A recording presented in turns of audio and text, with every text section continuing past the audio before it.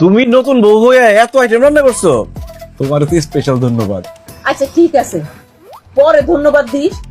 আগে আমরা বইনেরা খাইয়া দেখি নতুন বউ কেমন রান্না করলো। আই খা খা খা, এটা তো গুড়া মাছ।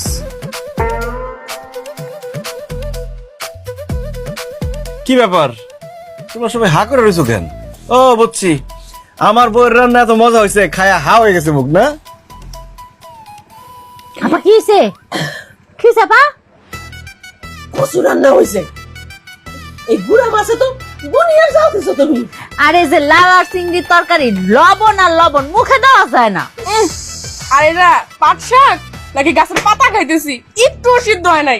ভাইজান ডালটা তো আমি খাইছি, লবণ তো দেয়ই নাই, মুখ মাইরা আসতেছে আপা। হ্যাঁ রে কপাল। কি চুপ করে খাইয়া রয়েছো কেন? হ্যাঁ, কি রান্না করছে এগুলা? আমার ভাইয়ের যে পেটটা খারাপ হয়েছে এখন।